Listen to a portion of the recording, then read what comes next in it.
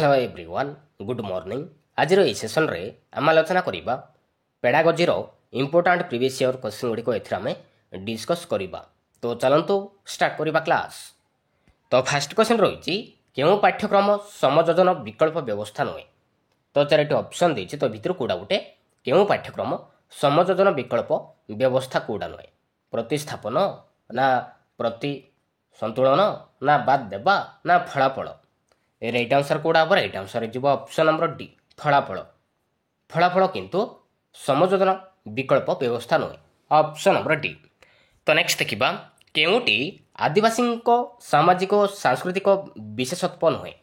तो चार ऑप्शन देती तो भितर कौटा गोटे आदिवासी सामाजिक और सांस्कृतिक विशेषत्व कौटा नुहे। सरल जीवन ना अगणतांत्रिक जीवन ना सम्मिलित जीवन ना प्रकृति सहित जीवन। रईट आंसर कौटा हम रईट आंसर जीव ऑप्शन नंबर बी जीव रईट आंसर अगणतांत्रिक जीवन। यहाँ किंतु आदिवासी सामाजिक और सांस्कृतिक विशेषत्व नुहे मन रखिए। तो आदिवासी सामाजिक और सांस्कृतिक विशेषत्व केतोटी रही मन रखिए 6टी रही। गोटे हूँ सरल जीवन आ गोटे हूँ सम्मिलित जीवन आ गोटे हूँ प्रकृति सहित जीवन तापर हूँ गणतांत्रिक जीवन तापर हूँ वृत्ति तापर हूँ महिला मानक गुरुत्व। तो 6टी रही आदिवासी सामाजिक और सांस्कृतिक विशेषत्व मन रखिए। तो ऑप्शन नंबर बी जब रईट आंसर। तो नेक्स्ट देखा सम्मानित शिक्षा योजना केते जण भिन्नक्षम शिक्षार्थी जड़े संबल शिक्षक नियुक्ति दिज्व 5 ରୁ 7 जण ना 8 ରୁ 10 जण ना 10 ରୁ 12 जण ना 20 ରୁ 25 जण। रईट आंसर कौटा हम रईट आंसर जीव ऑप्शन नंबर बी 8 ରୁ 10 जण जड़े संबल शिक्षक नियुक्ति दिज्व मन रखिए ऑप्शन नंबर बी। तो नेक्स्ट देखा तुमे जदि शिक्षा प्रदान करने को चाहू था तेबे पिलांको पाखकु मध्य पिलार सामर्थ्य गुड़ी चिन्हट कर दुर्बलता को नुहे। यह कहार मत मन रखिए यहाँ हूँ एनसीएफ 2005 मत ऑप्शन नंबर ए। तो नेक्स्ट देखा अंतर्निवेशी नीति गुड़िकर कार्यकारिता क्या उपरे निर्भर करे। अंतर्निवेशी नीति गुड़िकर कार्यकारिता क्या उपरे निर्भर करिଥାଏ। गोष्ठी सहयोग उपरे ना विस्तृत योजना उपरे ना प्रशिक्षण मूल्यांकन उपरे ना उपरोक्त समस्त उपरे। रईट आंसर कौटा हम रईट आंसर जीव ऑप्शन नंबर डी उपरोक्त समस्त उपरे निर्भर करिଥାଏ मन रखिए ऑप्शन नंबर डी।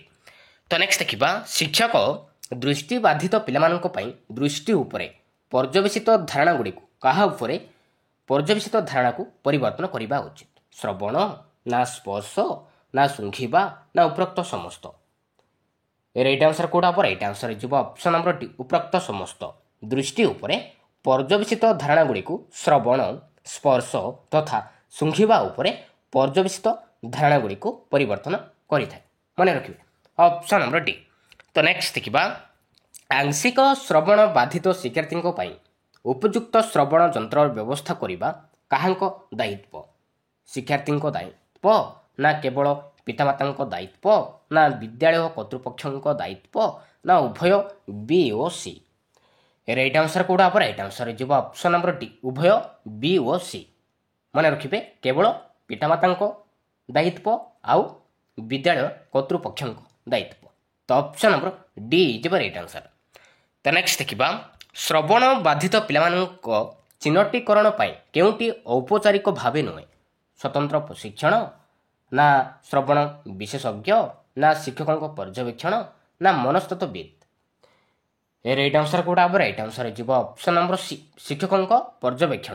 यहाँ किंतु श्रवण बाधित पिलामानंक चिन्हटकरण करने औपचारिक भावे नुहे मन रखिए ऑप्शन नंबर सी।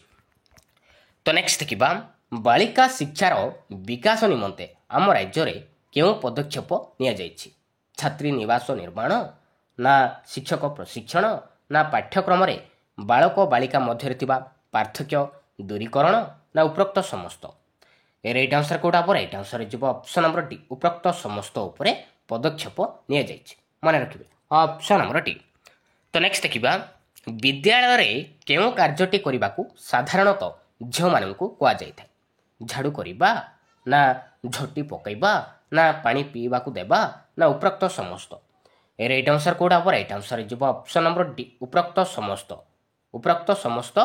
झील मान कह जाए ऑप्शन नंबर डी।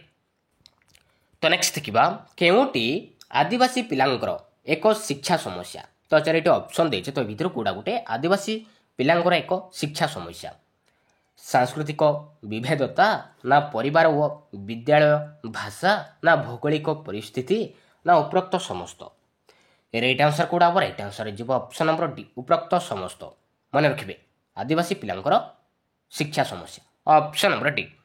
तो नेक्स्ट देखा बहुभाषी शिक्षा कार्यक्रम अनुजाई केउं श्रेणी रे पिला माने ओडिया को द्वितीय भाषा भाव शिखिबे प्रथम ना द्वितीय ना तृतीय ना चतुर्थ राइट आंसर कोड़ा हम राइट आंसर जीव ऑप्शन नंबर बी द्वितीय श्रेणी रे पिला माने ओडिया को द्वितीय भाषा भाव शिखिबे ऑप्शन नंबर बी।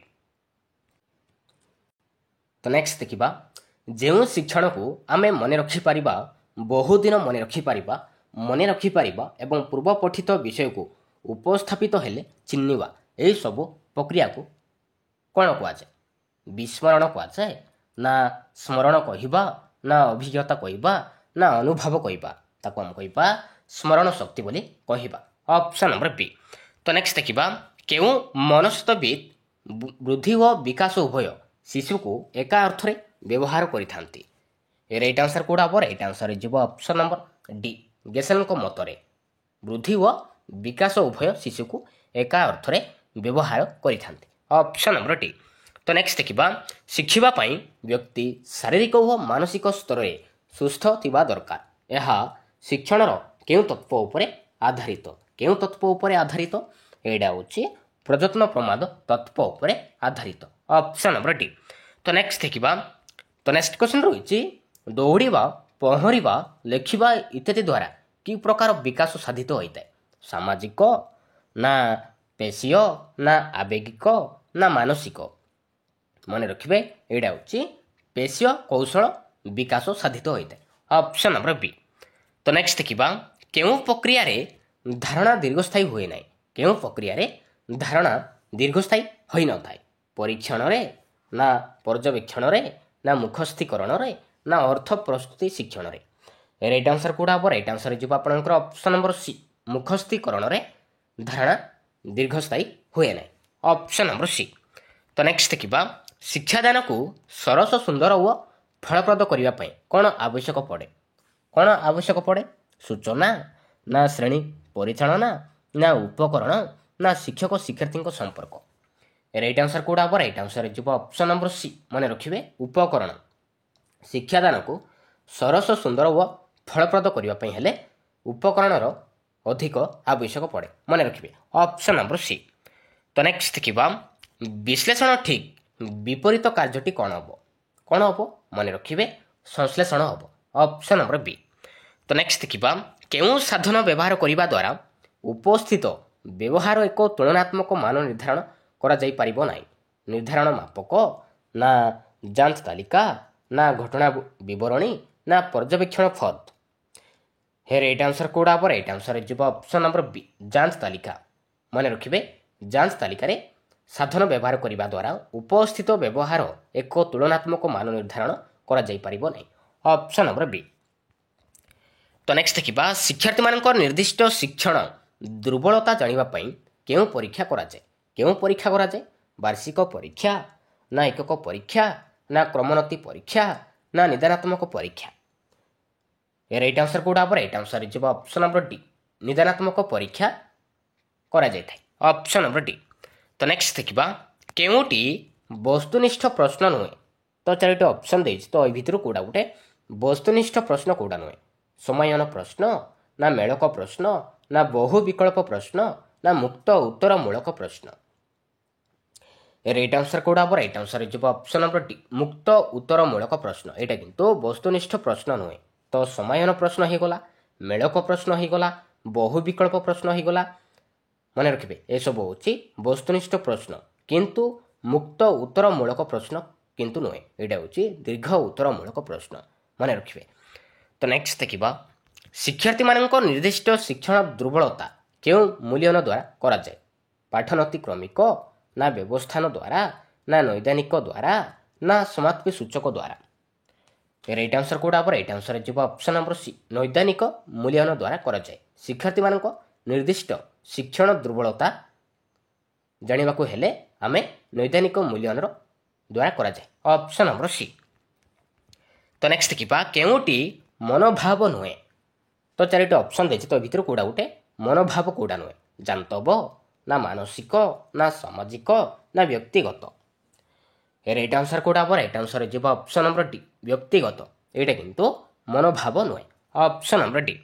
ତ ନେକ୍ସଟ ଦେଖିବା ଯେଉଁ ଶିକ୍ଷାର୍ଥୀ ନିଜର ସାଧାରଣ ସହପାଠୀଙ୍କ ଠାରୁ ଶାରୀରିକ, ମାନସିକ, ସାମାଜିକ ଏବଂ ଆବେଗିକ ବା ଶୈକ୍ଷିକ ଦୃଷ୍ଟିକୋଣରୁ ପୃଥକ ତାକୁ କେଉଁ ଗୋଷ୍ଠୀର ଶିକ୍ଷାର୍ଥୀ କହିବା? ସ୍ୱତନ୍ତ୍ର ଆବଶ୍ୟକତା ବିଶିଷ୍ଟ ଶିକ୍ଷାର୍ଥୀ କହିବା ନା ମଧୁର ଗତିରେ ଶିଖୁଥିବା ଶିକ୍ଷାର୍ଥୀ କହିବା ନା ସାଧାରଣ ଗତିରେ ଶିଖୁଥିବା ଶିକ୍ଷାର୍ଥୀ କହିବା ନା କ୍ଷିପ୍ର ଗତିରେ ଶିଖୁଥିବା ଶିକ୍ଷାର୍ଥୀ କହିବା?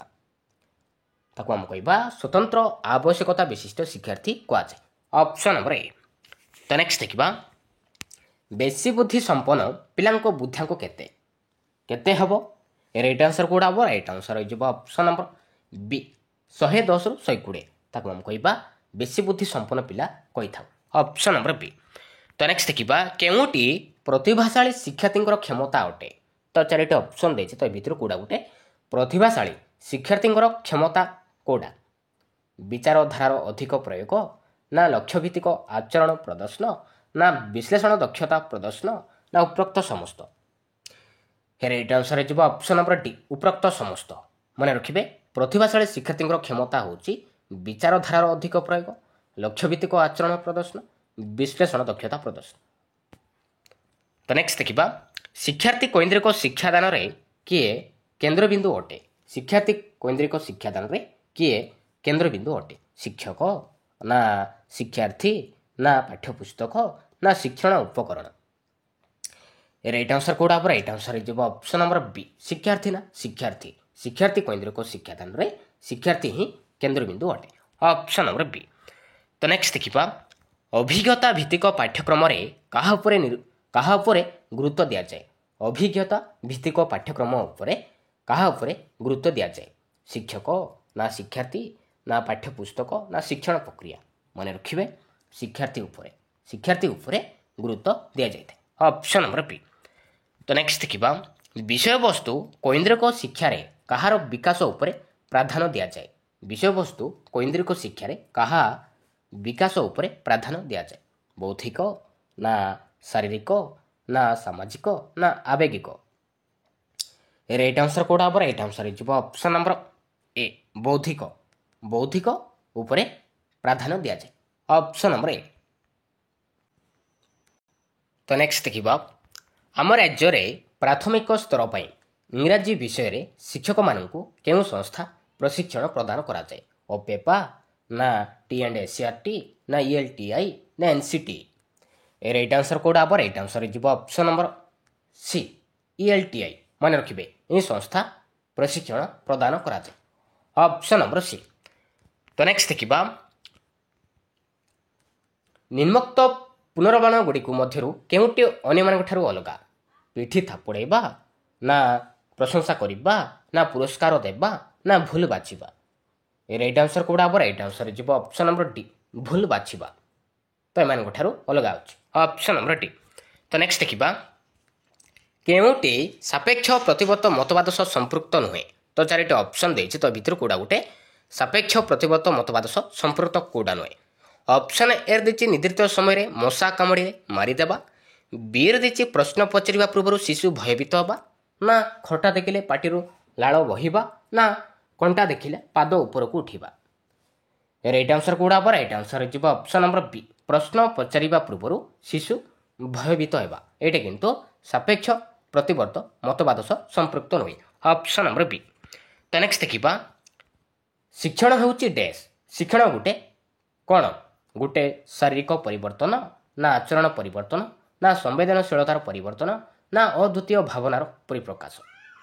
ରାଇଟ୍ ଆନ୍ସର କୋଉଟା ହେବ? ରାଇଟ୍ ଆନ୍ସର ଯିବ ଅପସନ୍ ନମ୍ବର ବି, ଆଚରଣ ପରିବର୍ତ୍ତନ। ଶିକ୍ଷଣ ହେଉଛି ଗୋଟେ ଆଚରଣ ପରିବର୍ତ୍ତନ। ଅପସନ୍ ନମ୍ବର ବି। ତ ନେକ୍ସଟ ଦେଖିବା କେଉଁଟି ସମାପନମୂଳକ ପ୍ରଶ୍ନ ପ୍ରସ୍ତୁତିର ନିୟମ ଅଟେ? ଅପସନ୍ ଏ ଦେଇଛି ଠିକ୍ ଭୁଲ ସମାନ ଥାଏ। ବିରେ ଦେଇଛି ଅନିର୍ଦ୍ଦିଷ୍ଟ ଅର୍ଥ ପ୍ରକାଶ କରୁଥିବା ବାକ୍ୟ ଦିଆଯିବ ନାହିଁ। ସିରେ ଦେଇଛି ବାକ୍ୟ ବା ଉକ୍ତି ସମ୍ଭାବନା ଉପରେ ଲେଖାଯିବ ନାହିଁ। ଡିରେ ଦେଇଛି ବାକ୍ୟ ଗୁଡ଼ିକରେ ସାଧାରଣତଃ ଉଚିତ ବ୍ୟବହୃତ ହେବ ନାହିଁ।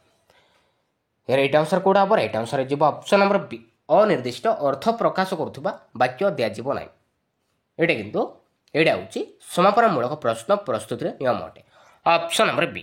ତ ନେକ୍ସଟ ଦେଖିବା ଶିକ୍ଷାର୍ଥୀମାନଙ୍କର ନିର୍ଦ୍ଦିଷ୍ଟ ଶିକ୍ଷଣ ଦୁର୍ବଳତା କେଉଁ ମୂଲ୍ୟାୟନ ଦ୍ୱାରା ଜଣାପଡ଼େ? ବ୍ୟବସ୍ଥାନ ନା ଗଠନମୂଳକ ନା ସମାପ୍ତି ସୂଚକ ନା ନୈଦାନିକ? ରାଇଟ୍ ଆନ୍ସର କେଉଁଟା ହେବ? ରାଇଟ୍ ଆନ୍ସର ଯିବ ଆପଣଙ୍କର ଅପସନ୍ ନମ୍ବର ଡି, ନୈଦାନିକ। ନୈଦାନିକ ମୂଲ୍ୟାୟନ ଦ୍ୱାରା ଜଣାପଡ଼ିଥାଏ। Option number D. ତ ନେକ୍ସଟ ଦେଖିବା 90ରୁ 110 ବୁଦ୍ଧିଆଙ୍କ ଥିବା ପିଲାଙ୍କୁ କିଭଳି ବୁଦ୍ଧିଆ କହିବା? ସାମାନ୍ୟ ବୁଦ୍ଧି କହିବା ନା ଶ୍ରେଷ୍ଠ ବୁଦ୍ଧି କହିବା ନା ବେଶୀ ବୁଦ୍ଧି କହିବା ନା ସାଧାରଣ ବୁଦ୍ଧି କହିବା? ତାକୁ ଆମେ କହିବା ସାଧାରଣ ବୁଦ୍ଧି ବୋଲି କହିବା। Option number D. ତ ନେକ୍ସଟ ଦେଖିବା ଶିଶୁର ବୌଦ୍ଧିକ ସାମାଜିକ ଓ ଆବେଗିକ ବିକାଶ ତାର ଶାରୀରିକ ପରିପକ୍ୱତା ସହ ସମାନ ଭାବରେ ଗତି କରେ ବୋଲି କେଉଁ ମନୋବିଜ୍ଞାନୀ କହିଥିଲେ? ହରଲକ୍ କହିଥିଲେ ନା ଥର୍ନଡାଇକ୍ କହିଥିଲେ ନା କହଲର କହିଥିଲେ ନା ଜିଆ ପିଆଜେ କହିଥିଲେ? ମନେ ରଖିବେ, ଜିଆ ପିଆଜେ କହିଥିଲେ। Option number D. ତ ନେକ୍ସଟ ଦେଖିବା କେଉଁଟି ଅନ୍ତର୍ଦୃଷ୍ଟି ଶିକ୍ଷଣ ତତ୍ତ୍ୱ ସହ ସମ୍ପୃକ୍ତ ନୁହେଁ? ତ ଚାରିଟି ଅପସନ୍ ଦେଇଛି, ତ ଭିତରୁ କେଉଁଟା ଗୋଟେ ଅନ୍ତର୍ଦୃଷ୍ଟି ଶିକ୍ଷଣ ତତ୍ତ୍ୱ ସହ ସମ୍ପର୍କିତ କେଉଁଟା ନୁହେଁ? ଶିକ୍ଷଣ ଦୀର୍ଘ ଦିନ ମନେ ରହେ ନା ବାରମ୍ବାର ପୁନରାବୃତ୍ତି କରିବାକୁ ପଡ଼େ ନା ଶିକ୍ଷଣ ପ୍ରୟୋଗାତ୍ମକ ନା ଶିକ୍ଷଣ ସାମଗ୍ରୀ କ୍ଷିପ୍ର ଓ ଦ୍ରୁତ? ରାଇଟ୍ ଆନ୍ସର କେଉଁଟା ହେବ? ରାଇଟ୍ ଆନ୍ସର ଯିବ ଅପସନ୍ ନମ୍ବର ବି, ବାରମ୍ବାର ପୁନରାବୃତ୍ତି କରିବାକୁ ପଡ଼େ। ଏଇଟା କିନ୍ତୁ ଅନ୍ତର୍ଦୃଷ୍ଟି ଶିକ୍ଷଣ ତତ୍ତ୍ୱ ସହ ସମ୍ପୃକ୍ତ ନୁହେଁ। ଅପସନ୍ ନମ୍ବର ବି ଯିବ ରାଇଟ୍ ଆନ୍ସର। ତ ନେକ୍ସଟ ଦେଖିବା ଶିକ୍ଷଣ ପାଇଁ ଧାର୍ଯ୍ୟ କରାଯାଉଥିବା ସମୟକୁ କ'ଣ କୁହାଯାଏ? କ'ଣ କୁହାଯାଏ? ଶିକ୍ଷଣ ଯୋଜନା କୁହାଯାଏ ନା ଶିକ୍ଷଣ କାର୍ଯ୍ୟ କୁହାଯାଏ ନା ଶିକ୍ଷଣ ପ୍ରକ୍ରିୟା କୁହାଯାଏ ନା ଶିକ୍ଷାଦାନ ସମୟ କହିବା? କ'ଣ କୁହାଯାଏ? ତାକୁ ଆମେ କହିବା ଶିକ୍ଷାଦାନ ସମୟ କୁହାଯାଏ। Option number D. ତ ନେକ୍ସଟ ଦେଖିବା ମନୋବିଜ୍ଞାନକୁ ଆଚରଣ ସମ୍ପର୍କୀୟ ବିଜ୍ଞାନ ବୋଲି ପ୍ରଥମେ କିଏ କହିଥିଲେ? କିଏ କହିଥିଲେ? ରାଇଟ୍ ଆନ୍ସର କେଉଁଟା ହେବ? ରାଇଟ୍ ଆନ୍ସର ହେଇଯିବ ଅପସନ୍ ନମ୍ବର ସି ହେଇଯିବ ରାଇଟ୍ ଆନ୍ସର। ଫିଲ୍ସବରି କହିଥିଲେ। Option number C. ତ ନେକ୍ସଟ ଦେଖିବା କେଉଁଟି ଅଭିପ୍ରେରଣାର ଏକ କାମ ନୁହେଁ? ତ ଚାରିଟି ଅପସନ୍ ଦେଇଛି, ତ ଭିତରୁ କେଉଁଟା ଗୋଟେ ଅଭିପ୍ରେରଣାର ଏକ କାର୍ଯ୍ୟ କେଉଁଟା ନୁହେଁ? ଅପସନ୍ ଏ ଦେଇଛି ଆଗ୍ରହ ବଢ଼ାଇ ଦେଇଛି, ପ୍ରେରଣା ଦେଇଛି, ନିଷ୍କ୍ରିୟ ଶିକ୍ଷଣ ଦେଇଛି, ଆଚରଣକୁ ନିର୍ଦ୍ଦେଶ ଦିଏ। ରାଇଟ୍ ଆନ୍ସର କେଉଁଟା ହେବ? ରାଇଟ୍ ଆନ୍ସର ଯିବ ଅପସନ୍ ନମ୍ବର ସି, ନିଷ୍କ୍ରିୟ ଶିକ୍ଷଣ। ଏଇଟା କିନ୍ତୁ ଅଭିପ୍ରେରଣାର ଏକ କାମ ନୁହେଁ। Option number C. ତ ନେକ୍ସଟ ଦେଖିବା ତ ନେକ୍ସଟ କ୍ୱେଶ୍ଚନ୍ ରହିଛି 10ରୁ 14 ବର୍ଷ ପର୍ଯ୍ୟନ୍ତ ଅବସ୍ଥାକୁ କ'ଣ କୁହାଯାଏ? 10ରୁ 14 ବର୍ଷ ଅବସ୍ଥାକୁ ଆମେ କେଉଁ ଅବସ୍ଥା କହିବା? ଆଦ୍ୟ ବାଲ୍ୟ ଅବସ୍ଥା କହିବା ନା ଶୈଶବ ଅବସ୍ଥା କହିବା ନା ପ୍ରାନ୍ତ ବାଲ୍ୟ ଅବସ୍ଥା କହିବା ନା ପ୍ରାକ୍ କୈଶୋର ଅବସ୍ଥା କହିବା? ତାକୁ ଆମେ କହିବା ପ୍ରାକ୍ କୈଶୋର ଅବସ୍ଥା କୁହାଯାଏ। Option number D. ତ ନେକ୍ସଟ ଦେଖିବା ନେକ୍ସଟ କ୍ୱେଶ୍ଚନ୍ ରହିଛି କେଉଁ ପଦ୍ଧତି ଦ୍ୱାରା ଶିକ୍ଷକ ଶିକ୍ଷାର୍ଥୀର କୌଣସି ପରିସ୍ଥିତି ବିଷୟରେ ଅନୁଧ୍ୟାନ କରିଥାନ୍ତି? ସାକ୍ଷାତକାର ନା ସ୍ୱପରୀକ୍ଷଣ ନା ବ୍ୟକ୍ତି ଅଧ୍ୟୟନ ନା ପର୍ଯ୍ୟବେକ୍ଷଣ? ରାଇଟ୍ ଆନ୍ସର କେଉଁଟା ହେବ? ରାଇଟ୍ ଆନ୍ସର ଯିବ ଅପସନ୍ ନମ୍ବର ଡି, ପର୍ଯ୍ୟବେକ୍ଷଣ। ମନେ ରଖିବେ ଅପସନ୍ ନମ୍ବର ଡି। ତ ନେକ୍ସଟ ଦେଖିବା କେଉଁଟି ଆବେଗ ସହ ସମ୍ପର୍କିତ ନୁହେଁ? ତ ଚାରିଟି ଅପସନ୍ ଦେଇଛି, ତ ଏ ଭିତରୁ କେଉଁଟା ଗୋଟେ ଆବେଗ କେଉଁଟା ନୁହେଁ? ଅପସନ୍ ଏ ଦେଇଛି ଈର୍ଷା ଦେଇଛି, କ୍ରୋଧ ଦେଇଛି, ସ୍ନେହ ଦେଇଛି, ସହିଷ୍ଣୁତା ଦେଇଛି। ରାଇଟ୍ ଆନ୍ସର କେଉଁଟା ହେବ? ରାଇଟ୍ ଆନ୍ସର ଯିବ ଆପଣଙ୍କର ଅପସନ୍ ନମ୍ବର ଡି, ସହିଷ୍ଣୁତା। ଏଇଟା କିନ୍ତୁ ଆବେଗ ନୁହେଁ। Option number D.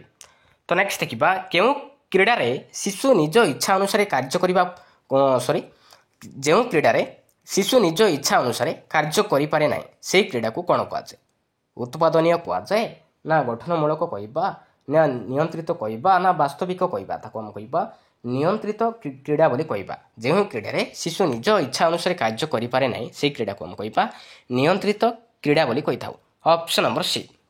ତ ନେକ୍ସଟ ଦେଖିବା ନେକ୍ସଟ କ୍ୱେଶ୍ଚନ୍ ରହିଛି ସମସ୍ୟା ସମାଧାନର ସୂତ୍ର ପାଇଁ କେଉଁ ଶକ୍ତି ଅଧିକ ପ୍ରୟୋଗ କରାଯାଏ? ଚିନ୍ତା ଶକ୍ତି ନା କଳ୍ପନା ଶକ୍ତି ନା ଜ୍ଞାନ ଶକ୍ତି ନା ସ୍ମରଣ ଶକ୍ତି? ମନେ ରଖିବେ କଳ୍ପନା ଶକ୍ତି ଅଧିକ ପ୍ରୟୋଗ କରାଯାଏ। ସମସ୍ୟା ସମାଧାନର ସୂତ୍ର ପାଇଁ କଳ୍ପନା ଶକ୍ତି ଅଧିକ ପ୍ରୟୋଗ କରାଯାଏ। ଅପସନ୍ ନମ୍ବର ବି। ତ ନେକ୍ସଟ ଦେଖିବା ଅମୃତ ଚିନ୍ତନ କରିବା ପାଇଁ ବ୍ୟକ୍ତି ଯେତେ ପରିମାଣରେ ସମର୍ଥ ସେ ସେତେ ପରିମାଣରେ ବୁଦ୍ଧିଆ ଅଟେ। ଏକଥା କିଏ କହିଥିଲେ? ବୋରିଂ କହିଥିଲେ ନା ଆଲଫ୍ରେଡ୍ ବିନେଟ୍ କହିଥିଲେ ନା ଜିନ୍ ପିଆଜେ କହିଥିଲେ ନା ଟୋରମନ୍ କହିଥିଲେ? ମନେ ରଖିବେ ଟୋରମନ୍ କହିଥିଲେ। Option number D. ତ ନେକ୍ସଟ ଦେଖିବା ଏକ ସାଧାରଣ ମାନକୀକୃତ ବୁଦ୍ଧି ପରୀକ୍ଷଣରେ ଯେଉଁ ଶିକ୍ଷାର୍ଥୀମାନଙ୍କ ବୁଦ୍ଧ୍ୟାଙ୍କ 137 କିମ୍ବା ତଦୁର୍ଦ୍ଧ୍ୱ ତାକୁ କି ପ୍ରକାର ଶିକ୍ଷାର୍ଥୀ କହିବା? ତାକୁ ଆମେ କହିବା ପ୍ରତିଭାଶାଳୀ ଶିକ୍ଷାର୍ଥୀ ବୋଲି କହିବା। Option number C. ତ ନେକ୍ସଟ ଦେଖିବା କେଉଁଟି ଦୃଶ୍ୟଶ୍ରାବ୍ୟ ଉପକରଣ ନୁହେଁ? ତ 4ଟି ଅପସନ୍ ଦେଇଛି, ତ ଭିତରୁ କୋଉଟା ଗୋଟେ ଦୃଶ୍ୟଶ୍ରାବ୍ୟ ଉପକରଣ କୋଉଟା ନୁହେଁ? ରାଇଟ୍ ଆନ୍ସର କୋଉଟା ହେବ? ରାଇଟ୍ ଆନ୍ସର ଯିବ ଅପସନ୍ ନମ୍ବର বি যাব রাইট আনসার টেপ রেকর্ড। এটা কিন্তু দৃশ্য শ্রাব্য উপকরণ নুহে, এটা হচ্ছে কেবল শ্রাব্য উপকরণ, কেবল আমি শুনিপার। তো টেলিভিজন, চলচ্চিত্র, নাটক, অভিনয় এ তিনটি হচ্ছে দৃশ্য শ্রাব্য উপকরণ। তো নেক্সট দেখা। তো নেক্সট কোশ্চিন রয়েছে কেউ পরীক্ষা ফলাফল আধারে শিক্ষার্থী তল শ্রেণীর উপর শ্রেণীকে উত্তীর্ণ করা যায়? কেউ পরীক্ষা ফলাফল আধারে শিক্ষার্থী তল শ্রেণীর উপর শ্রেণীকে উত্তীর্ণ করা যায়? ষাণ্মাসিক পরীক্ষারে, না একক পরীক্ষারে, না বার্ষিক পরীক্ষারে, না ক্রমোন্নতি পরীক্ষারে? রাইট আনসর কোটা হব? রাইট আনসর যাব অপশন নম্বর সি যাব রাইট আনসর। বার্ষিক পরীক্ষারে শিক্ষার্থী তল শ্রেণীর উপর শ্রেণীকে উত্তীর্ণ করা যায়। Option number C. তো নেক্সট দেখা বস্তুনিষ্ঠ প্রশ্নর কেউ গুণটি নথায়? বস্তুনিষ্ঠ প্রশ্নর কেউ গুণটি নথায়?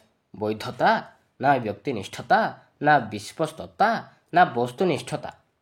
রাইট আনসর কোটা হব? রাইট আনসর যাব অপশন নম্বর ডি। বস্তুনিষ্ঠতা এই গুণটি নথায়। Option number D. তো নেক্সট দেখা যে প্রক্রিয়া দ্বারা বৌদ্ধিক ও অন্যান্য বৌদ্ধিক দিগর মূল্যায়ন করা যায় তাকে কি প্রকার মূল্যায়ন কুহযায়? ব্যবস্থান কহিবা, না সামগ্রিক কহিবা, না নৈদানিক কহিবা, না সমাপ্তি সূচক কহিবা? কোণ কুহযায়? তাকে আমি কহিবা সামগ্রিক মূল্যায়ন কুহযায়। Option number B. তো নেক্সট দেখা কেউটি অভিপ্রাণাস সম্পর্কিত অটে? তো 4টি অপশন দিয়েছে, তো ভিতর কোটা গোটে অভিপ্রাণাস সম্পর্কিত কোটা? କାର୍ଯ୍ୟ କରିବା ପାଇଁ ତତ୍ପର କରେ, ନା ଚିନ୍ତନ ଶକ୍ତିର ବିକାଶ ଘଟେ, ନା ସମସ୍ୟାର ସମାଧାନର କରେ, ନା ସ୍ମରଣ ଶକ୍ତିର ବିକାଶ ଘଟେ? ରାଇଟ୍ ଆନ୍ସର କୋଉଟା ହେବ? ରାଇଟ୍ ଆନ୍ସର ଯିବ ଅପସନ୍ ନମ୍ବର ଏ। କାର୍ଯ୍ୟ କରିବା ପାଇଁ ତତ୍ପର କରେ। Option number A. ତ ନେକ୍ସଟ ଦେଖିବା ଶିକ୍ଷାର୍ଥୀମାନଙ୍କୁ ସାମର୍ଥ୍ୟ ଠାରୁ ଅଧିକ କଠିନ କାର୍ଯ୍ୟ ଦେଲେ ସେମାନଙ୍କର କେଉଁ ଅସୁସ୍ଥତା ଦେଖାଯାଏ?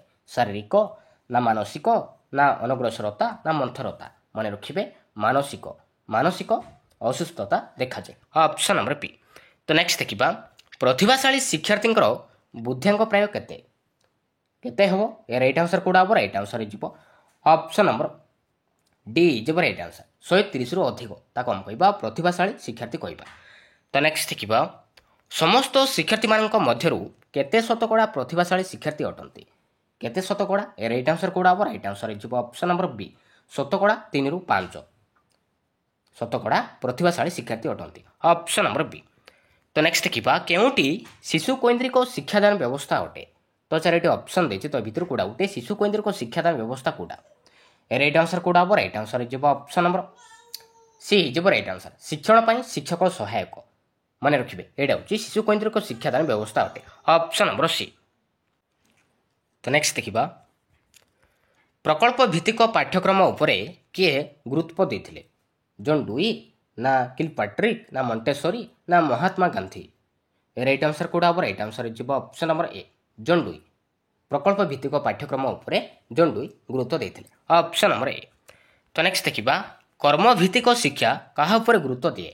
କର୍ମଭିତ୍ତିକ ଶିକ୍ଷା କାହା ଉପରେ ଗୁରୁତ୍ୱ ଦିଏ? ଶିକ୍ଷକ, ନା ଶିକ୍ଷାର୍ଥୀ, ନା ଶିକ୍ଷଣ ଉପକରଣ, ନା ଶିକ୍ଷଣ ପରିବେଶ? ରାଇଟ୍ ଆନ୍ସର କୋଉଟା ହେବ? ରାଇଟ୍ ଆନ୍ସର ଯିବ ଅପସନ୍ ନମ୍ବର ବି। ଶିକ୍ଷାର୍ଥୀ ଉପରେ ଗୁରୁତ୍ୱ ଦିଏ। କର୍ମଭିତ୍ତିକ ଶିକ୍ଷା ଶିକ୍ଷାର୍ଥୀ ଉପରେ ହିଁ ଗୁରୁତ୍ୱ ଦେଇଥାଏ। ଅପସନ୍ ନମ୍ବର ବି। ତ ନେକ୍ସଟ କ୍ୱେଶ୍ଚନ୍ ଦେଖିବା ଆମ ରାଜ୍ୟର ଶିକ୍ଷକଙ୍କ ପାଇଁ ବିଭିନ୍ନ ପ୍ରକାର ବ୍ୟାପକ ସେବାକାଳୀନ ପ୍ରଶିକ୍ଷଣ ବ୍ୟବସ୍ଥା କରୁଥିବା ସଂସ୍ଥା କୋଉଟା? NCTE, ନା OPEPA, ନା ELTI, ନା T&SCRT? ରାଇଟ୍ ଆନ୍ସର କୋଉଟା ହେବ? ରାଇଟ୍ ଆନ୍ସର ଯିବ ଅପସନ୍ ନମ୍ବର ବି OPEPA। ମନେ ରଖିବେ ଅପସନ୍ ନମ୍ବର ବି। ତ ନେକ୍ସଟ ଦେଖିବା କେଉଁଟି ନକାରାତ୍ମକ ପୁନର୍ମିଳନର ଉଦାହରଣ? ତ 4ଟି ଅପସନ୍ ଦେଇଛି, ତ ଭିତରୁ କୋଉଟା ଗୋଟେ ନକାରାତ୍ମକ ପୁନର୍ମିଳନର ଉଦାହରଣ ଅଟେ? ଭଲ, ନା ଖୁବ୍ ଭଲ, ନା ଠିକ୍ ଅଛି, ନା ବିରକ୍ତି ପ୍ରକାଶ? ରାଇଟ୍ ଆନ୍ସର କୋଉଟା ହେବ? ରାଇଟ୍ ଆନ୍ସର ଯିବ ଅପସନ୍ ନମ୍ବର ଡି ବିରକ୍ତି ପ୍ରକାଶ। ଏଇଟା ହେଉଛି ଗୋଟେ ନେଗେଟିଭ୍। Option number D.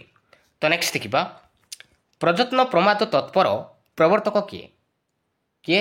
ମନେ ରଖିବେ Thorndike, EL Thorndike. Option number ଏ।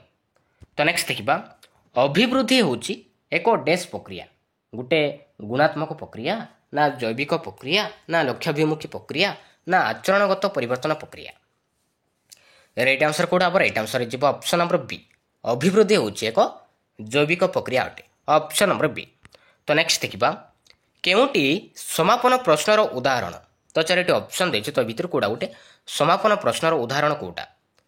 ରାଇଟ୍ ଆନ୍ସର କୋଉଟା ହେବ? ରାଇଟ୍ ଆନ୍ସର ଯିବ ଅପସନ୍ ନମ୍ବର ଏ 2, 4, 6, 8 ଡ୍ୟାସ୍। ଏଇଟା ହେଉଛି ଗୋଟେ ସମାପନ ପ୍ରଶ୍ନର ଏକ୍ଜାମ୍ପଲ ଅଟେ। ତ ନେକ୍ସଟ ଦେଖିବା ଗୋଟିଏ ଶ୍ରେଣୀରେ ପ୍ରବେଶ କଲାବେଳେ କେଉଁ ପ୍ରକାରର ମୂଲ୍ୟାୟନ କରାଯାଏ? ଗଠନମୂଳକ ନା ବ୍ୟବସ୍ଥାନ ନା ନୈଦାନିକ ନା ସମାପ୍ତି ସୂଚକ? ରାଇଟ୍ ଆନ୍ସର କୋଉଟା ହେବ? ରାଇଟ୍ ଆନ୍ସର ଯିବ ଅପସନ୍ ନମ୍ବର ବି। ଗୋଟିଏ ଶ୍ରେଣୀରେ ପ୍ରବେଶ କଲାବେଳେ ବ୍ୟବସ୍ଥାନର ମୂଲ୍ୟାୟନ କରାଯାଏ। ଅପସନ୍ ନମ୍ବର ବି। ତ ନେକ୍ସଟ ଦେଖିବା ଅସାଧାରଣ ବୁଦ୍ଧି ସମ୍ପନ୍ନ ପିଲାଙ୍କ ବୁଦ୍ଧିଙ୍କ ପରିମାଣ କେତେ? କେତେ ହେବ? ମନେ ରଖିବେ 140ରୁ ତାଠାରୁ ଅଧିକ ତାକୁ ଆମେ କହିବା ଅସାଧାରଣ ବୁଦ୍ଧି ସମ୍ପନ୍ନ ପିଲା କହିବା। ଅପସନ୍ ନମ୍ବର ବି। ତ ନେକ୍ସଟ ଦେଖିବା ପ୍ରାୟ କେତେ ବର୍ଷ ବୟସ ହେଲେ ଶିଶୁ ଅସ୍ପଷ୍ଟ ଓ ଖଣ୍ଡିତ ଭାବରେ କେତେକ କଥା କହିପାରେ? 1 ବର୍ଷ ନା 2 ବର୍ଷ ନା 3 ବର୍ଷ ନା 4 ବର୍ଷ? ରାଇଟ୍ ଆନ୍ସର କୋଉଟା ହେବ? ରାଇଟ୍ ଆନ୍ସର ଯିବ ଅପସନ୍ ନମ୍ବର ସି 3 ବର୍ଷ। 3 ବର୍ଷ ବୟସ ହେଲେ ଶିଶୁ ଅସ୍ପଷ୍ଟ ଓ ଖଣ୍ଡିତ ଭାବରେ କେତେକ କଥା କହିପାରେ। Option number C. ତ ନେକ୍ସଟ ଦେଖିବା ଶିକ୍ଷକ ବସ୍ତୁକୁ ବାରମ୍ବାର ଅଭ୍ୟାସ କରିବା ଦରକାର। ଏହା କେଉଁ ଶିକ୍ଷଣ ତତ୍ତ୍ୱ ଉପରେ ଆଧାରିତ? ଏଇଟା ହେଉଛି ସାପେକ୍ଷ ପ୍ରତିବଦ୍ଧ ତତ୍ତ୍ୱ ଉପରେ ଆଧାରିତ। Option number C. ତ ନେକ୍ସଟ ଦେଖିବା ପ୍ରସଙ୍ଗ କହିଲେ ଆମେ କ'ଣ ବୁଝିବା? ପ୍ରସଙ୍ଗ କହିଲେ ଆମେ କ'ଣ ବୁଝୁ? ଗୋଟିଏ ପାଠର ନାମକୁ ନା ବିଷୟବସ୍ତୁକୁ ନା ପାଠର ଥିବା ପ୍ରତ୍ୟୟକୁ ନା ପାଠର କ୍ରମିକତାକୁ? ରାଇଟ୍ ଆନ୍ସର କୋଉଟା ହେବ? ରାଇଟ୍ ଆନ୍ସର ଯିବ ଅପସନ୍ ନମ୍ବର ଏ ପାଠର ନାମକୁ। ପ୍ରସଙ୍ଗ କହିଲେ ଆମେ ଗୋଟିଏ ପାଠର ନାମକୁ ବୁଝୁ। Option number A. ତ ନେକ୍ସଟ ଦେଖିବା ଗ୍ରୀକ୍ ଦାର୍ଶନିକ ଆରିଷ୍ଟଟଲ ମନୋବିଜ୍ଞାନକୁ କେଉଁ ବିଜ୍ଞାନ କହୁଥିଲେ? ମନ ସମ୍ପର୍କୀୟ ବିଜ୍ଞାନ କହୁଥିଲେ ନା ଚେତନା ସମ୍ପର୍କୀୟ ବିଜ୍ଞାନ କହୁଥିଲେ ନା ଆତ୍ମା ସମ୍ପର୍କୀୟ ବିଜ୍ଞାନ କହୁଥିଲେ ନା ଆଚରଣ ସମ୍ପର୍କୀୟ ବିଜ୍ଞାନ କହୁଥିଲେ? ରାଇଟ୍ ଆନ୍ସର କୋଉଟା ହେବ? ରାଇଟ୍ ଆନ୍ସର ଯିବ ଅପସନ୍ ନମ୍ବର ସି ଯିବ ରାଇଟ୍ ଆନ୍ସର। ଆତ୍ମା ସମ୍ପର୍କୀୟ ବିଜ୍ଞାନ କହୁଥିଲେ। Option number C. ତ ନେକ୍ସଟ ଦେଖିବା କେଉଁଟି ବାହ୍ୟକ ଅଭିପ୍ରେରଣା ବୋଲି ବିବେଚନା କରାଯାଏ? କ୍ଷୁଧାକୁ ନା ପୁରସ୍କାରକୁ ନା ତୃଷ୍ଣାକୁ ନା କୃତିକୁ? ରାଇଟ୍ ଆନ୍ସର କୋଉଟା ହେବ? ରାଇଟ୍ ଆନ୍ସର ଯିବ ଅପସନ୍ ନମ୍ବର ବି। ପୁରସ୍କାରକୁ ଆମେ କହିବା ବାହ୍ୟକ ଅଭିପ୍ରେରଣା ବୋଲି ବିବେଚନା କରାଯାଏ। ଅପସନ୍ ନମ୍ବର ବି। ତ ନେକ୍ସଟ ଦେଖିବା ଆଦ୍ୟ ବାଲ୍ୟାବସ୍ଥା କେଉଁ ସମୟକୁ କହିବା? ଆଦ୍ୟ ବାଲ୍ୟାବସ୍ଥାକୁ କେଉଁ ସମୟକୁ କୁହାଯାଏ?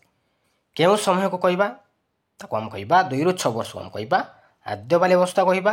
ଆଉ 6ରୁ 12 ବର୍ଷକୁ ଆମେ କହିବା ପ୍ରାନ୍ତ ବାଲ୍ୟାବସ୍ଥା କୁହାଯାଏ।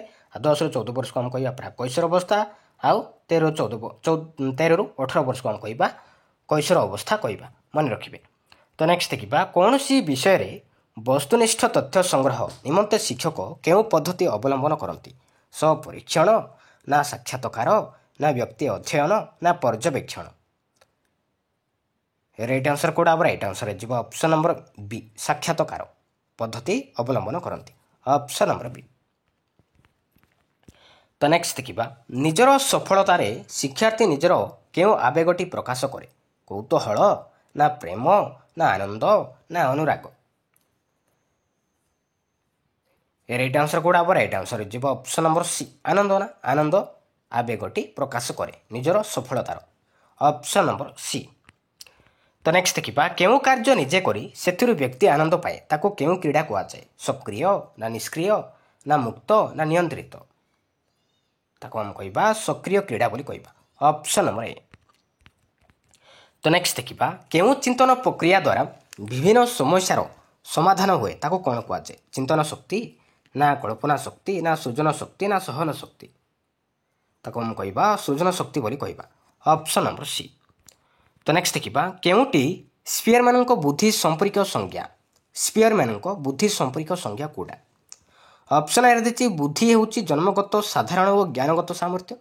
ବିରେ ଦେଇଛି ବୁଦ୍ଧି ପରୀକ୍ଷଣ ଦ୍ୱାରା ଯେଉଁ ଫଳାଫଳ ମିଳେ ତାହା ହିଁ ହେଉଛି ବୁଦ୍ଧି। ସିରେ ଦେଇଛି ମନର ବିଶ୍ଳେଷଣାତ୍ମକ ଓ ସଂଶ୍ଳେଷଣାତ୍ମକ ସାମର୍ଥ୍ୟକୁ ବୁଦ୍ଧି କୁହାଯାଏ। ଡିରେ ଦେଇଛି ଅମୃତ ଚିନ୍ତନ ପାଇଁ ବ୍ୟକ୍ତି ଯେତେ ପରିମାଣରେ ସମର୍ଥ ସେ ସେତେ ପରିମାଣରେ ବୁଦ୍ଧିଆ ଅଟେ। ତ ରାଇଟ୍ ଆନ୍ସର କୋଉଟା ହେବ? ରାଇଟ୍ ଆନ୍ସର ଯିବ ଅପସନ୍ ନମ୍ବର ସି ମନର ବିଶ୍ଳେଷଣାତ୍ମକ ଓ ସଂଶ୍ଳେଷଣାତ୍ମକ ସାମର୍ଥ୍ୟକୁ ବୁଦ୍ଧି କୁହାଯାଏ। ଏଇଟା ହେଉଛି ସ୍ପିୟରମାନଙ୍କ ବୁଦ୍ଧି ସମ୍ପର୍କୀୟ ସଂଜ୍ଞା। Option number C. ତ ନେକ୍ସଟ ଦେଖିବା ଶ୍ରେଣୀରେ ଅନ୍ୟ ଶିକ୍ଷାର୍ଥୀମାନଙ୍କ ସହିତ ସମଗତିରେ ଆଗାଇ ପାରୁନଥିବା ଶିକ୍ଷାର୍ଥୀଙ୍କୁ କ'ଣ କୁହାଯାଏ? କ'ଣ କୁହାଯାଏ? ତାକୁ ଆମେ କହିବା ମନ୍ଥର ବୋଲି କହିବା। ମନ୍ଥର କୁହାଯାଏ। Option number C. ତ ନେକ୍ସଟ ଦେଖିବା କେଉଁଟି ପାଠ୍ୟୋପକରଣ ବ୍ୟବହାରର ଉପଯୋଗିତା?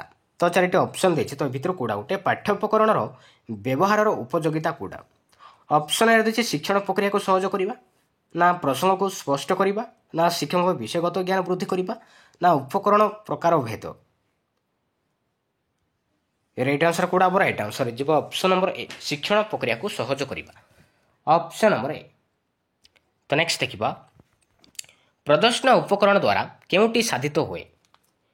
କେଉଁଟି ସାଧିତ ହୋଇଥାଏ? କେଉଁଟି ସାଧିତ ହୋଇଥାଏ?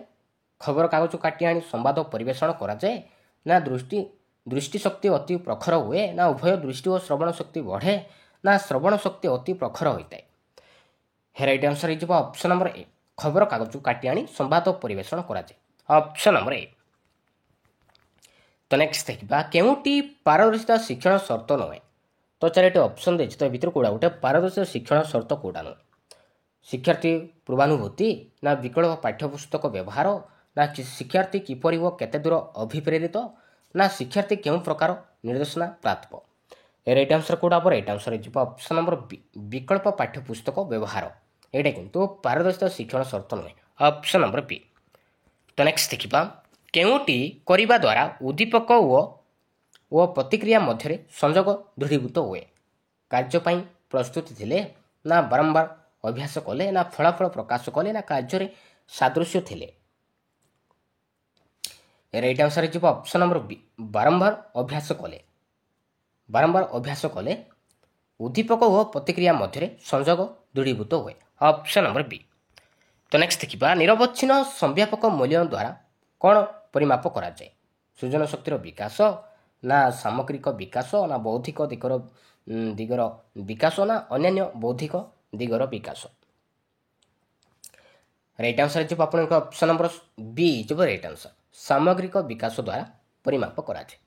ତ ନେକ୍ସଟ ଦେଖିବା କେଉଁ ସାହାଯ୍ୟରେ ଶିକ୍ଷାର୍ଥୀର ନୂତନ ପାଠ ଶିଖିବାକୁ ସାମର୍ଥ୍ୟ ଅଛି କି ନାହିଁ ପରୀକ୍ଷା କରାଯାଏ? କୃତି ପରୀକ୍ଷଣ ସାହାଯ୍ୟରେ, ନା ଅଭିଯୋଗ୍ୟତା ପରୀକ୍ଷଣ ସାହାଯ୍ୟରେ, ନା ମନୋବୃତ୍ତି ପରୀକ୍ଷଣ ସାହାଯ୍ୟରେ, ନା ଏକକ ପରୀକ୍ଷଣ ସାହାଯ୍ୟରେ? ରାଇଟ୍ ଆନ୍ସର କେଉଁଟା ହେବ? ରାଇଟ୍ ଆନ୍ସର ଯିବ ଅପସନ୍ ନମ୍ବର ବି, ଅଭିଯୋଗ୍ୟତା ପରୀକ୍ଷଣ ସାହାଯ୍ୟରେ ଶିକ୍ଷାର୍ଥୀର ନୂତନ ପାଠ ଶିଖିବାକୁ ସାମର୍ଥ୍ୟ ଅଛି କି ନାହିଁ ପରୀକ୍ଷା କରାଯାଏ। ଅପସନ୍ ନମ୍ବର ବି। ତ ନେକ୍ସଟ ଦେଖିବା କେଉଁଟି ପ୍ରଦର୍ଶନ ଉପକରଣ? ରାଇଟ୍ ଆନ୍ସର କେଉଁଟା ହେବ? ରାଇଟ୍ ଆନ୍ସର ଯିବ ଅପସନ୍ ନମ୍ବର ଡି, କଳାପଟା। କଳାପଟା ହେଉଛି ଗୋଟେ ପ୍ରଦର୍ଶନ ଉପକରଣ ଅଟେ। ଅପସନ୍ ନମ୍ବର ଡି ଯିବ ରାଇଟ୍ ଆନ୍ସର। ତ ନେକ୍ସଟ ଦେଖିବା ବସ୍ତୁ ବା ପରିବେଶକୁ ବାସ୍ତବ ଦର୍ଶନ କରି ଧାରଣା ସୃଷ୍ଟି କରିବାକୁ କ'ଣ କୁହାଯାଏ? ଅନୁକରଣ କୁହାଯାଏ, ନା ପର୍ଯ୍ୟବେକ୍ଷଣ କହିବା, ନା ପରୀକ୍ଷଣ କହିବା, ନା ଅନୁଭୂତି ମାଧ୍ୟମରେ ଶିକ୍ଷଣ କହିବା? କ'ଣ କୁହାଯାଏ? ତାକୁ ଆମେ କହିବା ପର୍ଯ୍ୟବେକ୍ଷଣ କହିବା। ଅପସନ୍ ନମ୍ବର ବି। ତ ନେକ୍ସଟ ଦେଖିବା କେଉଁଟି କାର୍ଯ୍ୟଭିତ୍ତିକ ପଦ୍ଧତିରେ ଏକ ଉପାଦାନ ନୁହେଁ? ଉଦ୍ଦେଶ୍ୟ, ନା ସ୍ୱତଃସ୍ଫୂର୍ତ୍ତ ଅଂଶଗ୍ରହଣ, ନା ଆହ୍ୱାନ, ନା ଦଳରେ ଶିଖିବା? ରାଇଟ୍ ଆନ୍ସର ଯିବ ଆପଣଙ୍କର ଅପସନ୍ ନମ୍ବର ଡି, ଦଳରେ ଶିଖିବା। ଏଇଟା କିନ୍ତୁ କାର୍ଯ୍ୟଭିତ୍ତିକ ପଦ୍ଧତିରେ ଏକ ଉପାଦାନ ନୁହେଁ। Option number D. ତ ନେକ୍ସଟ ଦେଖିବା କେଉଁଟି ପାଇଁ ବହୁ ଶ୍ରେଣୀ ପରିସ୍ଥିତି ସୃଷ୍ଟି ହୁଏ ନାହିଁ? କ'ଣ ପାଇଁ ବହୁ ଶ୍ରେଣୀ ପରିସ୍ଥିତି ସୃଷ୍ଟି ହୁଏ ନାହିଁ? ଶ୍ରେଣୀ ଅନୁଯାୟୀ କୋଠରୀ ନଥିଲେ, ନା ଶ୍ରେଣୀ ଅନୁଯାୟୀ ଶିକ୍ଷକ ନଥିଲେ, ନା ଜଣେ ଶିକ୍ଷକ ଏକାଧିକ ଶ୍ରେଣୀରେ ଶିକ୍ଷାଦାନ କଲେ, ନା ସାମୂହିକ ବା ଦୀର୍ଘ ଦିନ ପାଇଁ ଶିକ୍ଷକ ଛୁଟି ନେଲେ? ରାଇଟ୍ ଆନ୍ସର ଯିବ ଅପସନ୍ ନମ୍ବର ସି, ଜଣେ ଶିକ୍ଷକ ଏକାଧିକ ଶ୍ରେଣୀରେ ଶିକ୍ଷାଦାନ କଲେ। Option number C. ତ ନେକ୍ସଟ ଦେଖିବା କେଉଁଟି ସୃଜନାତ୍ମକ ଚିନ୍ତନର ଏକ ଉପାଦାନ? ତ ଚାରିଟି ଅପସନ୍ ଦେଇଛି, ତ ଭିତରୁ କେଉଁଟା ଗୋଟେ ସୃଜନାତ୍ମକ ଚିନ୍ତନର ଏକ ଉପାଦାନ କେଉଁଟା? କେନ୍ଦ୍ରାପସାରୀ ଚିନ୍ତନ, ନା କେନ୍ଦ୍ରାଭିମୁଖୀ ଚିନ୍ତନ, ନା ସମସ୍ୟା ସମାଧାନ, ନା ସ୍ମରଣ? ରାଇଟ୍ ଆନ୍ସର ଯିବ ଅପସନ୍ ନମ୍ବର ଏ, କେନ୍ଦ୍ରାପସାରୀ ଚିନ୍ତନ ସୃଜନାତ୍ମକ ଚିନ୍ତନର ଏକ ଉପାଦାନ ଅଟେ। Option number A. ତ ନେକ୍ସଟ ଦେଖିବା କେଉଁ ପରିବର୍ତ୍ତନ ପ୍ରକ୍ରିୟାକୁ ଶିକ୍ଷଣ କୁହାଯାଏ? କେଉଁ ପରିବର୍ତ୍ତନ ପ୍ରକ୍ରିୟାକୁ ଆମେ କହିବା ଶିକ୍ଷଣ ବୋଲି କହିବା? ଶାରୀରିକ, ନା ଆଚରଣଗତ, ନା ଜୈବିକ, ନା ମାନସିକ? ରାଇଟ୍ ଆନ୍ସର କେଉଁଟା? ରାଇଟ୍ ଆନ୍ସର ଯିବ ଅପସନ୍ ନମ୍ବର ବି, ଆଚରଣଗତ ପରିବର୍ତ୍ତନ ପ୍ରକ୍ରିୟାକୁ ଆମେ କହିବା ଶିକ୍ଷଣ ବୋଲି କହିବା। ଅପସନ୍ ନମ୍ବର ବି। ତ ନେକ୍ସଟ ଦେଖିବା କେଉଁଟି ମାନସିକ ସ୍ୱାସ୍ଥ୍ୟାବସ୍ଥାର ଲକ୍ଷଣ ନୁହେଁ? ମାନସିକ ବିକାରମୁକ୍ତ ଅବସ୍ଥା, ନା ମାନସିକ ଚାପବିହୀନ ଅବସ୍ଥା, ନା ମାନସିକ ତାନାବସ୍ଥା, ନା ଶାରୀରିକ ଓ ମାନସିକ ସୁସ୍ଥାବସ୍ଥା? রাইট আনসার কোড হব রাইট আনসার যাব অপশন নম্বর ডি শারীরিক ও মানসিক সুস্থাবস্থা এটি কিন্তু মানসিক স্বাস্থ্য অবস্থার লক্ষণ নୁହେଁ। ତ ନେକ୍ସଟ ଦେଖିବା ଜଣେ ବ୍ୟକ୍ତିର ବୁଦ୍ଧ୍ୟାଙ୍କ 90ରୁ 110 ହେଲେ ତାକୁ କେଉଁ ବର୍ଗରେ ରଖିବା କେଉଁ ବର୍ଗରେ ରଖାଯାଏ ମନେ ରଖିବେ ତାକୁ ଆମେ କହିବା ସାଧାରଣ ବୁଦ୍ଧି ବର୍ଗରେ ରଖାଯାଏ ଅପସନ୍ ନମ୍ବର ଡି ସାଧାରଣ ବୁଦ୍ଧି ଅପସନ୍ ନମ୍ବର ଡି। ତ ନେକ୍ସଟ ଦେଖିବା କେଉଁଟି ପେଶୀୟ କୌଶଳ ଭିତ୍ତିକ ଶିକ୍ଷଣ ଏକ ଉଦାହରଣ ଅନୁକରଣ ନା ମୁଖସ୍ଥୀକରଣ ନା ଚିତ୍ରାଙ୍କନ ନା ପର୍ଯ୍ୟବେକ୍ଷଣ ରାଇଟ୍ ଆନ୍ସର କୋଉଟା ହେବ ରାଇଟ୍ ଆନ୍ସର ଯିବ ଅପସନ୍ ନମ୍ବର ସି ଯିବ ରାଇଟ୍ ଆନ୍ସର ଚିତ୍ରାଙ୍କନ ଏଇଟା ହେଉଛି ପେଶୀୟ କୌଶଳ ଭିତ୍ତିକ ଶିକ୍ଷଣର ଏକ ଏକ୍ଜାମ୍ପଲ ଅଟେ ଅପସନ୍ ନମ୍ବର ସି। ତ ନେକ୍ସଟ ଦେଖିବା ଅନ୍ତର୍ଦୃଷ୍ଟି ଶିକ୍ଷଣର ପ୍ରବକ୍ତା କିଏ କିଏ ସ୍କିନର ନା ଥର୍ନଡାଇକ୍ ନା ପାଭଲଭ ନା କହେଲର ରାଇଟ୍ ଆନ୍ସର ଯିବ ଅପସନ୍ ନମ୍ବର ଡି ଯିବ ରାଇଟ୍ ଆନ୍ସର କହେଲର ମନେ ରଖିବେ ଅପସନ୍ ନମ୍ବର ଡି। ତ ନେକ୍ସଟ ଦେଖିବା ପ୍ରାକ୍ ପ୍ରାଥମିକ ଶିକ୍ଷାର୍ଥୀମାନଙ୍କ ନିମନ୍ତେ କେଉଁ ଶିକ୍ଷାଦାନ କୌଶଳ ବିଶେଷ ଉପଯୋଗୀ ହୋଇଥାଏ ପର୍ଯ୍ୟବେକ୍ଷଣ ନା ଚିହ୍ନଟୀକରଣ ନା ଆଲୋଚନା ନା ବର୍ଣ୍ଣନା ରାଇଟ୍ ଆନ୍ସର କୋଉଟା ହେବ ରାଇଟ୍ ଆନ୍ସର ଯିବ ଅପସନ୍ ନମ୍ବର ଏ ଯିବ ରାଇଟ୍ ଆନ୍ସର ପର୍ଯ୍ୟବେକ୍ଷଣ। ତ ନେକ୍ସଟ ଦେଖିବା ତ ନେକ୍ସଟ କ୍ୱେଶ୍ଚନ୍ ରହିଛି ପାରଦର୍ଶିତା ଶିକ୍ଷଣ ନିମନ୍ତେ କେଉଁଟି କରାଯିବା ଉଚିତ ନୁହେଁ ସବୁ ବର୍ଗର ଶିକ୍ଷାର୍ଥୀଙ୍କ ବ୍ୟକ୍ତିଗତ ଦକ୍ଷତାକୁ ବିଚାର କରି ଶିକ୍ଷାଦାନ କରିବା ନା ପୁନଃ ଶିକ୍ଷାଦାନ ଉପରେ ଗୁରୁତ୍ୱ ଦେବା ନା ମେଧାବୀ ଶିକ୍ଷାର୍ଥୀଙ୍କ ଉପରେ ଅଧିକ ଧ୍ୟାନ ଦେବା ନା ଶିକ୍ଷଣ ସଫଳତା ଓ ଦୁର୍ବଳତାକୁ ବିଚାର କରି ଶିକ୍ଷାଦାନ କରିବା ରାଇଟ୍ ଆନ୍ସର କୋଉଟା ହେବ ରାଇଟ୍ ଆନ୍ସର ଯିବ ଅପସନ୍ ନମ୍ବର ଡି ଶିକ୍ଷଣ ସଫଳତା ଓ ଦୁର୍ବଳତାକୁ ବିଚାର କରି ଶିକ୍ଷାଦାନ କରିବା ଏଇଟା କିନ୍ତୁ ପାରଦର୍ଶିତା ଶିକ୍ଷଣର କରିବା ଉଚିତ ନୁହେଁ ଅପସନ୍ ନମ୍ବର ଡି। ତ ନେକ୍ସଟ ଦେଖିବା ବ୍ୟକ୍ତିର ବୃଦ୍ଧି କେଉଁ ପ୍ରକ୍ରିୟା ଅଟେ ବ୍ୟକ୍ତିର ବୃଦ୍ଧି କେଉଁ ପ୍ରକ୍ରିୟା ଅଟେ ଧାରାବାହିକ ନା ଜୈବିକ ନା ଶୈକ୍ଷିକ ନା ମନସ୍ତାତ୍ତ୍ୱିକ ଏଇଟା ହେଉଛି ଜୈବିକ ପ୍ରକ୍ରିୟା ଅଟେ ଅପସନ୍ ନମ୍ବର ବି। ତ ନେକ୍ସଟ ଦେଖିବା 12ରୁ 14 ବର୍ଷ ବୟସକୁ କେଉଁ ଅବସ୍ଥା କହିବା କେଉଁ ଅବସ୍ଥା କହିବା ତାକୁ ଆମେ କହିବା ପ୍ରାକ୍ କୈଶୋର ଅବସ୍ଥା ବୋଲି କହିବା ଅପସନ୍ ନମ୍ବର ଡି। ତ ନେକ୍ସଟ ଦେଖିବା କେଉଁଟି ଶିଶୁର ଆବେଗ ନୁହେଁ ଶିଶୁର କୋଉଟା ଗୋଟେ ଆବେଗ କୋଉଟା ନୁହେଁ ରାଇଟ୍ ଆନ୍ସର କୋଉଟା ହେବ ରାଇଟ୍ ଆନ୍ସର ଯିବ ଅପସନ୍ ନମ୍ବର ବି ଖେଳ କିନ୍ତୁ ନୁହେଁ ତ କୌତୂହଳ ହେଇଗଲା ଆନନ୍ଦ ହେଇଗଲା ସ୍ନେହ ହେଲା ଦୁଃଖ ସୁଖ ଭୟ ବିରକ୍ତି କ୍ରୋଧ ଈର୍ଷା ଏସବୁ ଗୋଟେ ଗୋଟେ ଆବେଗ। ତ ନେକ୍ସଟ ଦେଖିବା ଜଣେ ସାଧାରଣତଃ ଶିଶୁ 5 ବର୍ଷ ବୟସ ବେଳକୁ ପ୍ରାୟ କେତୋଟି ଶବ୍ଦ ଶିଖିଥାଏ କେତୋଟି ଶବ୍ଦ ଶିଖିଥାଏ ମନେ ରଖିବେ 2200 ଶବ୍ଦ ଶିଖିଥାଏ। ତ ନେକ୍ସଟ ଦେଖିବା ଖେଳ ଏକ ସ୍ୱତଃପ୍ରବୃତ୍ତ କାର୍ଯ୍ୟ ଏକଥା କିଏ କହିଥିଲେ ମନେ ରଖିବେ ହରଲକ୍ କହିଥିଲେ ଅପସନ୍ ନମ୍ବର ଡି। ତ ନେକ୍ସଟ ଦେଖିବା ଶିଶୁର ବିକାଶ ଦୃଷ୍ଟିକୋଣରୁ କେଉଁଟି ଅନ୍ୟ ତିନୋଟି ଠାରୁ ଭିନ୍ନ ସହନ ଶକ୍ତି ନା ଚିନ୍ତା ଶକ୍ତି ନା ସ୍ମରଣ ଶକ୍ତି ନା ସୃଜନ ଶକ୍ତି ରାଇଟ୍ ଆନ୍ସର କୋଉଟା ହେବ ରାଇଟ୍ ଆନ୍ସର ଯିବ ଅପସନ୍ ନମ୍ବର ଏ ସହନ ଶକ୍ତି। ତ ନେକ୍ସଟ ଦେଖିବା ବୃଦ୍ଧି ଓ ବଂଶାନୁଗୁଣ ମଧ୍ୟରେ ବିଶେଷ ସମ୍ପର୍କ ଥାଏ ଏକଥା କିଏ କହିଥିଲେ ରାଇଟ୍ ଆନ୍ସର କୋଉଟା ହେବ ରାଇଟ୍ ଆନ୍ସର ଯିବ ଅପସନ୍ ନମ୍ବର ବି ଯିବ ରାଇଟ୍ ଆନ୍ସର ହରଲକ୍ କହିଥିଲେ ଅପସନ୍ ନମ୍ବର ବି। ତ ନେକ୍ସଟ ଦେଖିବା ଶିକ୍ଷାଦାନ ଆରମ୍ଭରେ ଶିକ୍ଷାର୍ଥୀର ପୂର୍ବଜ୍ଞାନ ପରୀକ୍ଷା କରାଯାଇଥାଏ ଏହା ଶିକ୍ଷଣ କେଉଁ ନିୟମ ଉପରେ ଆଧାରିତ ଫଳାଫଳ ନା ଅଭ୍ୟାସ ନା ପ୍ରସ୍ତୁତି ନା ଅଭିଜ୍ଞତା ମନେ ରଖିବେ ଏଇଟା ହେଉଛି ପ୍ରସ୍ତୁତି ନିୟମ ଉପରେ ଆଧାରିତ ଅପସନ୍ ନମ୍ବର ସି। ତ ନେକ୍ସଟ ଦେଖିବା ଜଣେ ପ୍ରାଥମିକ ଶିକ୍ଷକ ଶିକ୍ଷାଦାନ ସମୟରେ ଶ୍ରୁତ ଲିଖନ ଉପରେ ଗୁରୁତ୍ୱ ଦିଅନ୍ତି ଏହା ଦ୍ୱାରା ଶିକ୍ଷାର୍ଥୀର କି ପ୍ରକାର ବିକାଶ ସାଧିତ ହୋଇଥାଏ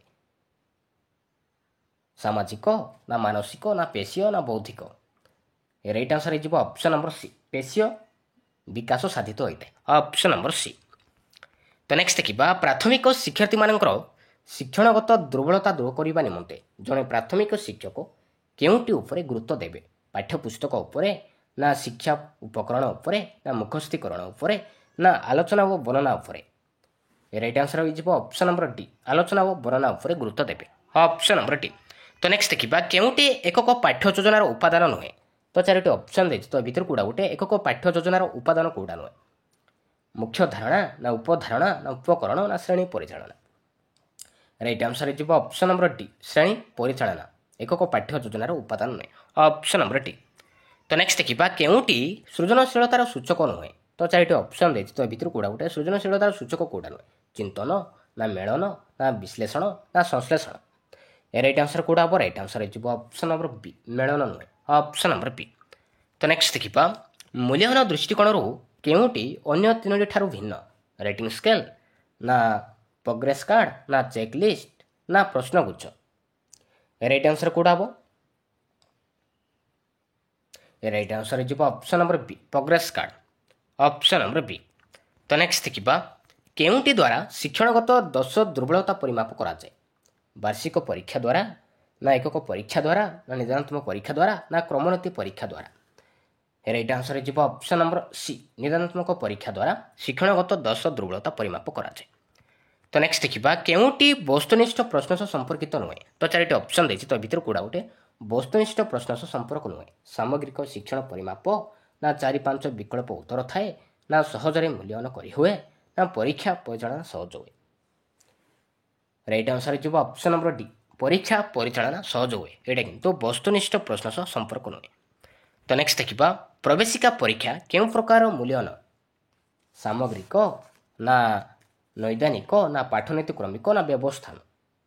ରାଇଟ୍ ଆନ୍ସର କେଉଁଟା ହେବ? ରାଇଟ୍ ଆନ୍ସର ଯିବ ଅପସନ୍ ନମ୍ବର ଡି, ବ୍ୟବସ୍ଥାନ। ତ ନେକ୍ସଟ ଦେଖିବା, କେଉଁଟି ଅଭିପ୍ରେରଣା ସହ ସମ୍ପୃକ୍ତ ନୁହେଁ? ଅଭିପ୍ରେରଣାର ସହ ସମ୍ପୃକ୍ତ କେଉଁଟା ନୁହେଁ? ଶିକ୍ଷଣ ପ୍ରକ୍ରିୟା ସକ୍ରିୟ ହୁଏ, ନା ଶିକ୍ଷାର୍ଥୀ ସହ ଶିକ୍ଷଣରେ ଆଗ୍ରହ ପ୍ରଦର୍ଶନ କରେ, ନା ଶିକ୍ଷଣ ପାଇଁ ପ୍ରେରଣା ଓ ଶକ୍ତି ମିଳିଥାଏ, ନା ଚିନ୍ତନ ଓ ସ୍ମରଣ ଶକ୍ତିର ବିକାଶ ଘଟେ? ରାଇଟ୍ ଆନ୍ସର ଯିବ ଅପସନ୍ ନମ୍ବର ଡି, ଚିନ୍ତନ ଓ ସ୍ମରଣ ଶକ୍ତିର ବିକାଶ ଘଟେ। ତ ନେକ୍ସଟ ଦେଖିବା, ଜଣେ ଶିକ୍ଷାର୍ଥୀ ଶିକ୍ଷାଦାନ ସମୟରେ ବାସ୍ତବ ବସ୍ତୁ ଉପରେ ନିର୍ଭର କରୁଛି। ଶିକ୍ଷଣ ଦୃଷ୍ଟିରୁ ଏହା ଶିକ୍ଷାର୍ଥୀର କେଉଁ ପ୍ରକାର ଲକ୍ଷଣ ଅଟେ? ମାନସିକ ଅସୁସ୍ଥତା, ନା ମାନସିକ ଅନଗ୍ରସରତା, ନା ମାନସିକ ଅସ୍ଥିରତା, ନା ମାନସିକ ତାନାବସ୍ଥା? ଏଇଟା ହେଉଛି ମାନସିକ ଅନଗ୍ରସରତା, option number B. Thank you.